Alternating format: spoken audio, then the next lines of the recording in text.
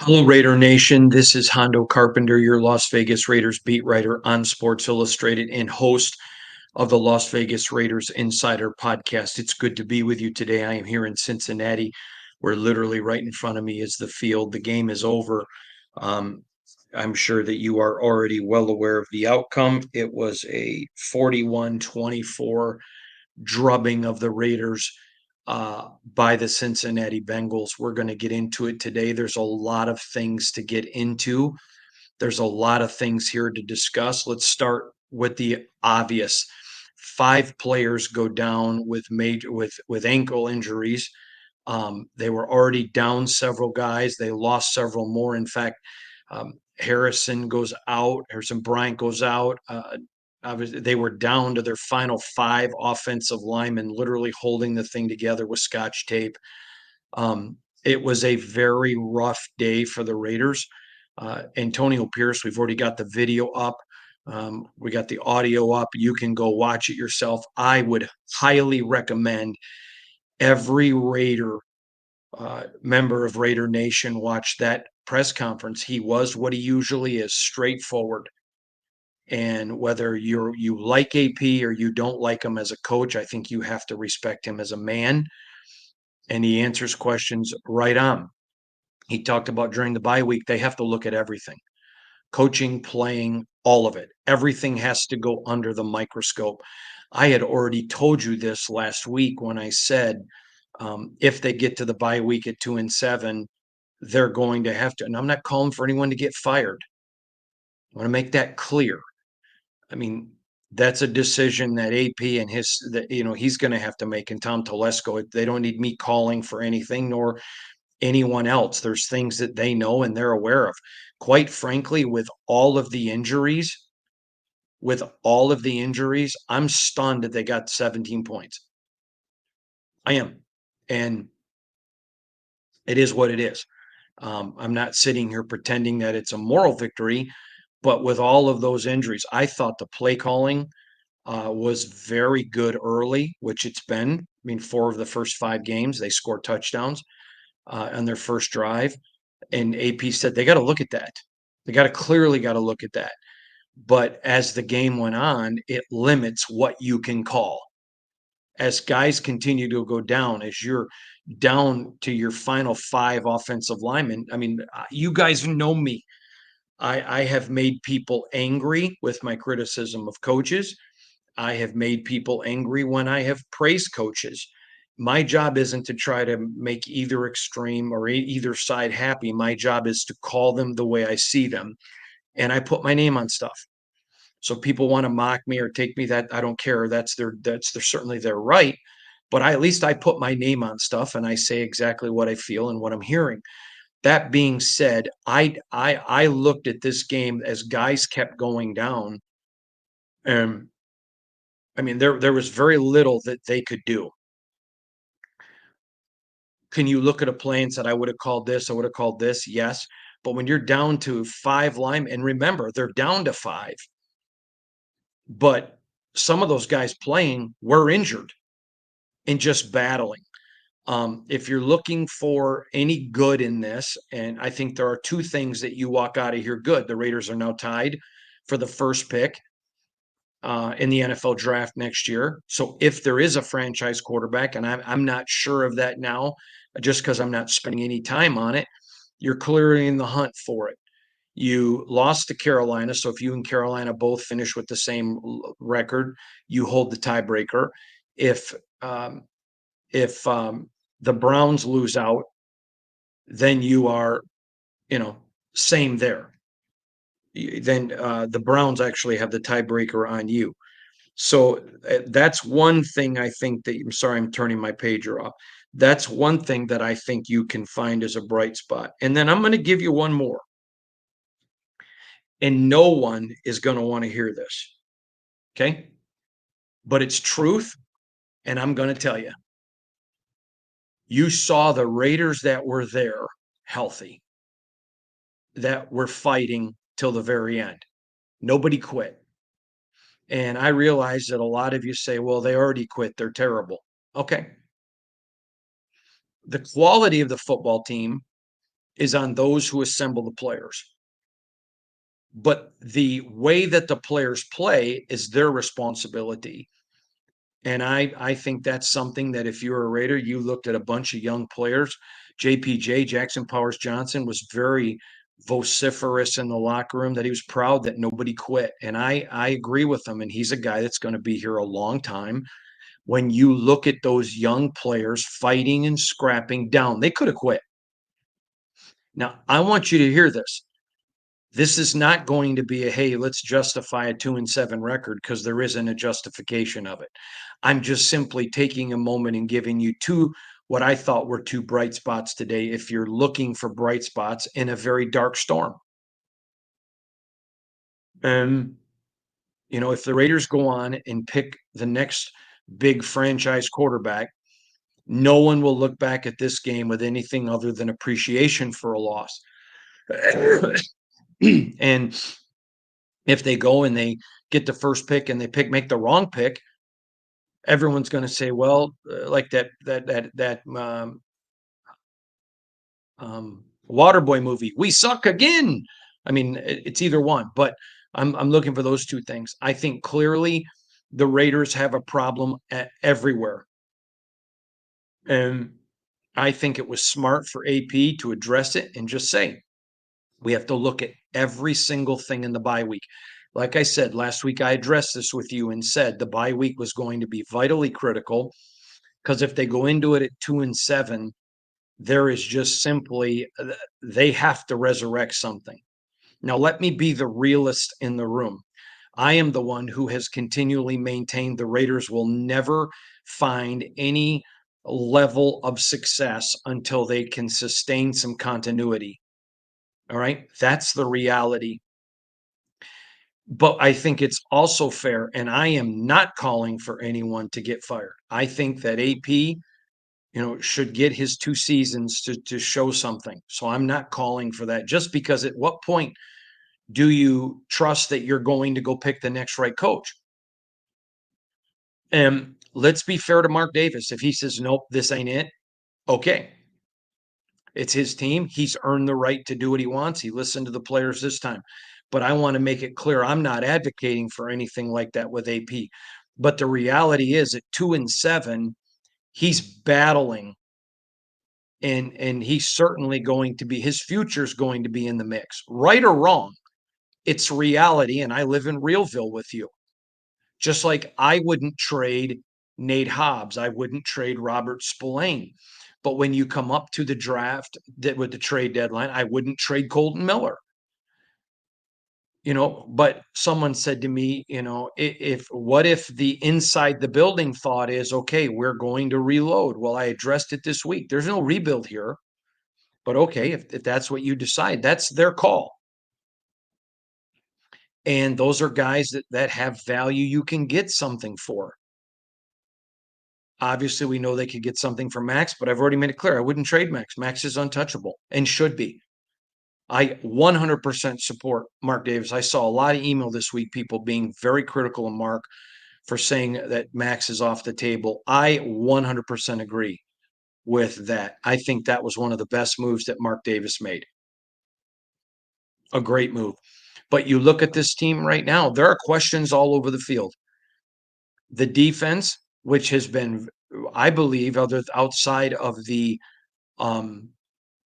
outside of the Carolina game, I think's been good this year. Rough day today. Very rough day. Now, what does today tell you?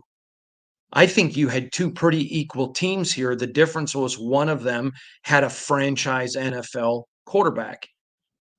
And you just saw, I mean, there were things today that Joe Burrow did that are things that the average human or even the average NFL quarterback can't do.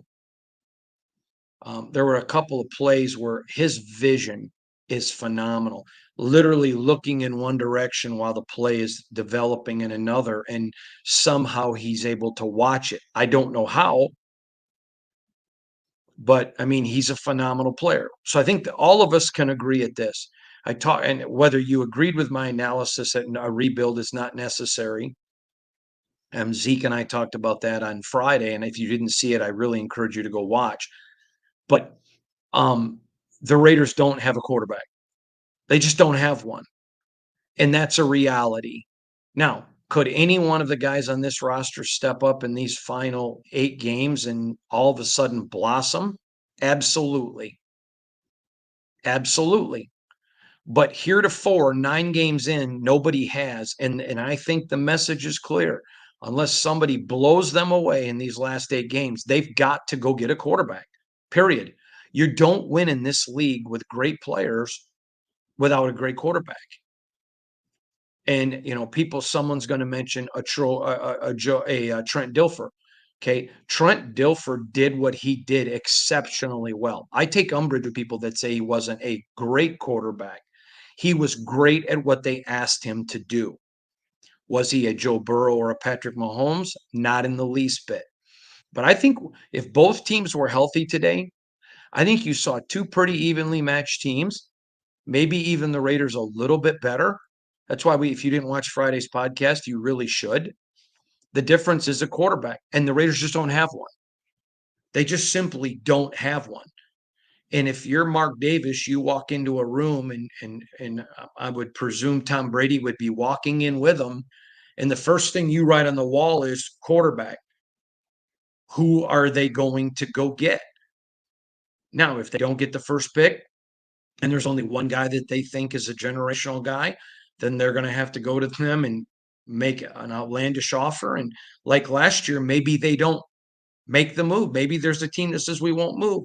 Then they've got to go figure out another plan. But one thing I think is very clear. A lot of people would say Derek Carr is a good NFL quarterback. A lot of people would say that he isn't. But the point of the matter was, Derek Carr didn't win with this team. I think what the Raiders have learned over the last several years is it's not about a good quarterback. You have got to have a game changer. That's what the NFL is about. It's a quarterback-driven league. It's why I said the only person I would trade Max Crosby for is Patrick Mahomes. Someone said, "Well, what about maybe a Joe Burrow?" I don't know that. I think Patrick Mahomes is just so good. I wanna see Joe Burrow get to a Super Bowl, and then I'll think he's in that next level. I think the best quarterback is Patrick Mahomes, and there's a drop off, and then I think the drop off comes to Joe Burrow and Josh Allen. Then the drop off goes to C.J. Stroud. I think C.J. and Josh and Joe are all very good quarterbacks, but you're not getting into the Patrick Mahomes level till you can get to a Super Bowl. And so I'm just saying to you that is the reality of what you learned today. If you needed to learn it, is that I think the Raiders have weapons. The Raiders have talent. If you looked, now I want to reserve the right. I have not watched the film yet, but from what I saw in my vantage point in the press box, I thought the 2 rookie offensive linemen, I thought Jordan Meredith, all did well. Well, I was very impressed. Was there some weaknesses? There was. But I thought they did well. There are a lot of reasons. Look at Jacoby Myers. Look at Brock Bowers. But again, you can't take out the loss of Marcus Epps. You can't take out the loss of Christian Wilkins. You can't take out the loss of Malcolm Kuntz. Those are all reality. You can't take out all of those things. But the reality of today was they're 2-7 in a year that expectations were significantly higher. They have more talent than last year. And today I'm going to give Ed Graney, my buddy from the Las Vegas Review-Journal, asked AP a question and said, "Are you better at anything today than when you started?" It was a great question. And I thought it was completely fair. I don't think it was a cheap shot at AP at all. And AP essentially said, "Now, if you look at the record, no." All right. That's the reality. And the NFL is a reality-based program. Again, the Raiders now sit here. They knew coming into the year they didn't have a quarterback. I think that's not a fair statement. They knew coming into the year They did not have a proven NFL difference maker. They risked it with Gardner, gave him a big deal. I think there are some things on Gardner as why he's not performing, but I think there are things on several parts of this team why people aren't performing. Some of it's clearly Gardner's fault. Some of it I think is on coaching. Some of it's hard to do certain things when you're down half of your offensive line. Those are all fair. Those are all fair comments. But I just think right now the Raiders are stuck in quicksand. They have not quit, but they are in quicksand. They are treading water, looking for a way to make something happen. And AP said it. They're going to look at everything. He said it just a minute ago. And again, I encourage you to make sure you go watch that. But I would just say this to you. You come out of here with a team that a lot of young players still fighting, nobody quit, and you're now tied for the first pick in the NFL draft, which I think right now they would have the second pick if I am correct on that. So there you go. That's the complete recap. The Raiders aren't good enough to beat themselves and other teams. And let me just talk about that for a moment because I want to double check this. But today you saw the Raiders 6 penalties for 51 yards. Okay. But you saw the Raiders today with a couple of interesting things. And let me tell you what they were. Gardner Minshew was 10 of 17, 124 yards, 0 interceptions, quarterback rating of 81. Desmond Ridder had a touchdown pass, no interceptions. Okay. Jacoby Myers is Jacoby Myers, a bright spot, a building block for the future. Brock Bowers is Brock Bowers. Okay. You go over here to interceptions. Jack Jones had one for a pick six. Good for him. A.J. Cole was stunning. Very, very good. Daniel Carlson was good. But at the end of the day, the Raiders are not good enough to beat themselves and to beat the other team. And they're certainly not good enough to beat themselves, the other team, and oh, by the way, do it with 5 more players out. I mean, that is the reality. I got one other thing here I wanted to talk about. The Raiders had 2 fumbles, lost them both. So they had turnovers, they had penalties, beating themselves. And quite frankly, the defense just really struggled today. They did not have answers for Joe Burrow, is what it is. And I know, cue up the hate mail. I really liked a lot of the play calling today. Not a ton of it, but I liked a lot of it. But it's on everybody. This loss today squarely sits on everybody in the organization, and they know it. And they know it. And now it's a matter of you're 2-7. You can't quit. They still theoretically can win 8 games, finish 10-7. I don't think anybody's expecting that. But they've got to go to the table. AP has a very good staff. He's got the ear of Tom Coughlin. He's got a Marvin Lewis. He's got a Joe Philbin. He's got, an entire staff. And they're going to have to figure it out. And this Raiders season is up to this point, I think it's fair to call it extremely disappointing. And I think there are many reasons. I think you can point a finger in any direction and absolutely be correct. I heard a general once who'd fought in the Vietnam War, and someone asked him, what did America do wrong to lose that war? And he literally told them, you can look in any direction and be right. And I would just say to you that, and I'm in no way pretending football is of the importance of war. What I am saying, though, is very simple, is that I think that's the principle with this Raider team today. There's plenty of blame to go around. You don't need to pile on anybody. And that's where the Raiders sit. A much needed bye week. A big deal for this Raider team. from here in Cincinnati, thanks everybody for joining us. I'll see you again tomorrow. Going to answer some question and answers on tomorrow's podcast.